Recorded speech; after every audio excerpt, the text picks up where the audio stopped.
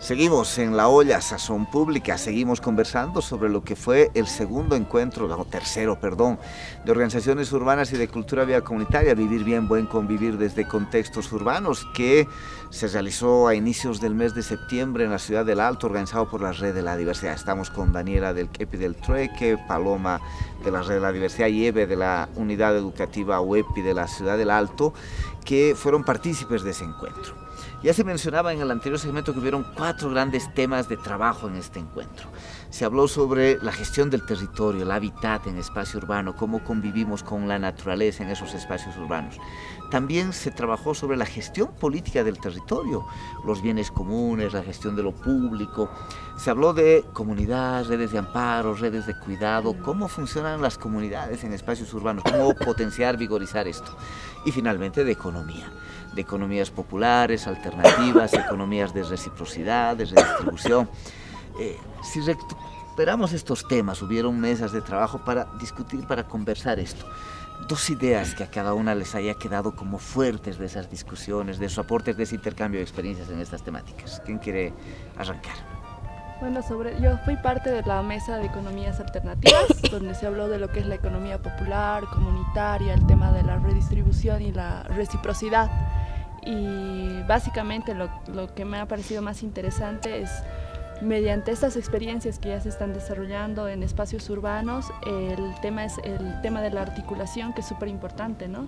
Y que es el fuerte que tenía el encuentro, de conocer las experiencias y a partir de conocer la experiencia de cada colectivo, de cada grupo, como tratar de conectarnos, encontrarnos, articular las experiencias y las actividades.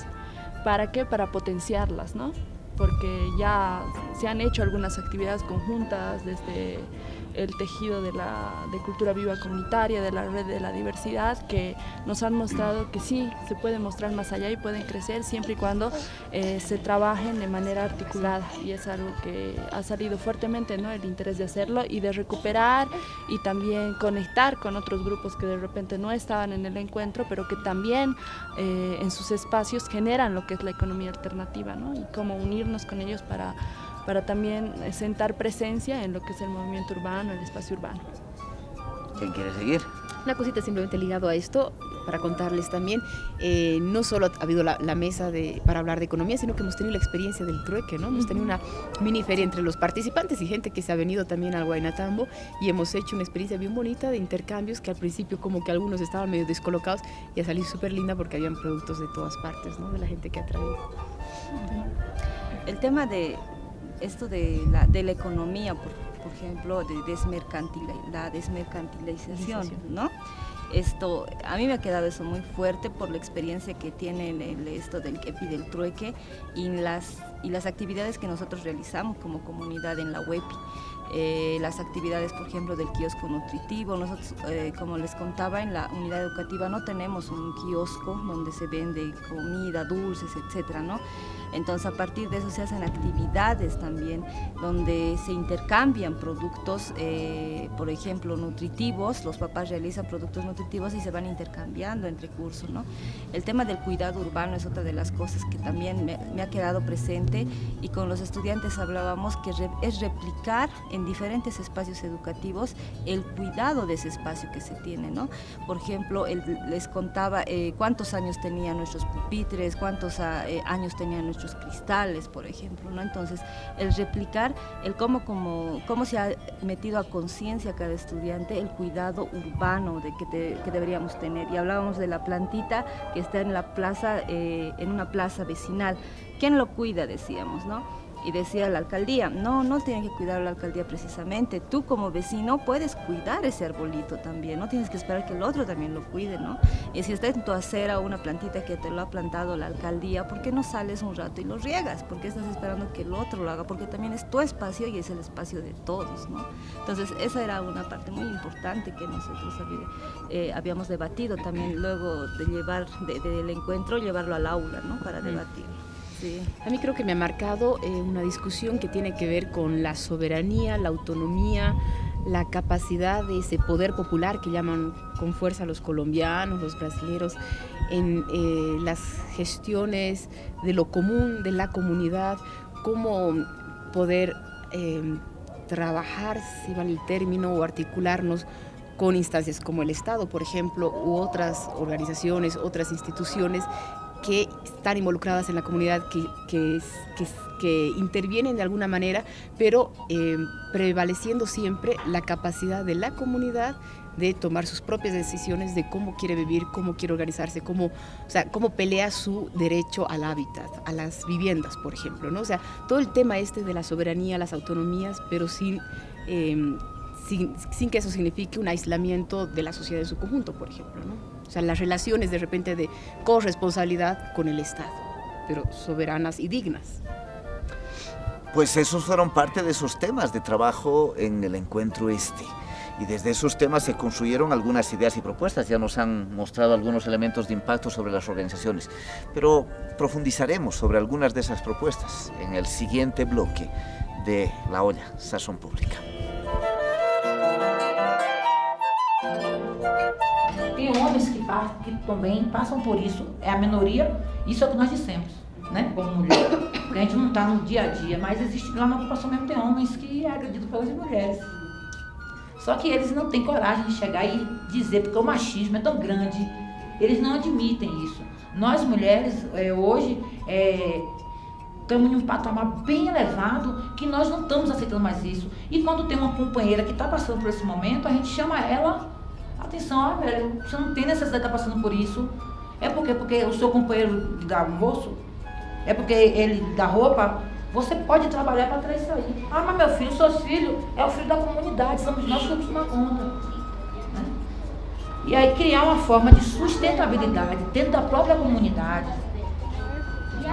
No es decir que vamos a quebrar el capitalismo. Que pueden tener ese puente de diálogo con el Estado, pero no necesariamente tendría que estar el Estado, sino redes de amparo entre el Huayna y otras organizaciones de Bolivia y a nivel latinoamericano. Entonces somos redes de amparo que a nivel de fenómenos sociales nos amparamos en temas económicos, en temas de, no sé, de amparo hasta de recibirle en el país, si es que, ponte en nuestro caso, hemos recibido a compas de Venezuela, que ahorita la situación en Venezuela está súper crítica, entonces desde esa red de amparo, ¿no? Esa posibilidad de que él pueda venir a nuestro país, pueda involucrarse en el proceso, pueda trabajar dentro del proceso y sea un amparo también sustentable, económico y que forme parte de la organización, ¿no? Yo lo veo como independiente del Estado, porque el Estado siempre es algo rotativo, es de turno, entonces es algo que un día está y cuando no hablamos de redes de amparo, nosotros hablamos de articulaciones, para nosotros todo se resume en la articulación y como esa solidaridad, ¿sí? Pero sí sería como en términos de eso, esas redes de amparo hasta donde permiten que las particularidades de cada territorio sean sean apoyadas o sean un ejercicio colectivo de cada uno de los participantes en estas redes, o sea, hasta donde nosotros, si digamos aquí en Bolivia se está haciendo una apuesta por un movimiento cultural propio, pues entonces en Colombia nosotros apoyamos, pero no apoyar desde el comunicado, sino entendemos qué es eso y para dónde va y tenemos un apoyo mucho más constante y así, o sea que no necesariamente las luchas nuestras van a ser las mismas. Entonces nosotros también tendríamos que gestionar esa plaza o gestionar una cancha de básquet. Por ejemplo, se decía que estamos acostumbrados a delegar la gestión de estos espacios públicos al Estado, ¿no? Si la plaza no lo limpia la alcaldía, o sea, los vecinos no lo limpian. Lo mismo que con el arbolito, ¿no? Y el ejemplo que tú ponías de tu agua, decías, ¿por qué no lo cuida el arbolito? Porque no lo cuida la alcaldía, digamos, ¿no? Pero si hablamos de corresponsabilidad, o sea, nosotros estaríamos obligados a cuidar esa planta. Ni siquiera obligados, sino más bien tendríamos que interiorizar una conciencia de cuidado de lo público. Y ahí entra el cuidado compartido, ¿no? Claro, una corresponsabilidad del cuidado. Y en la gestión debería ser lo mismo. Por ejemplo, si gestionamos de formación, ¿no?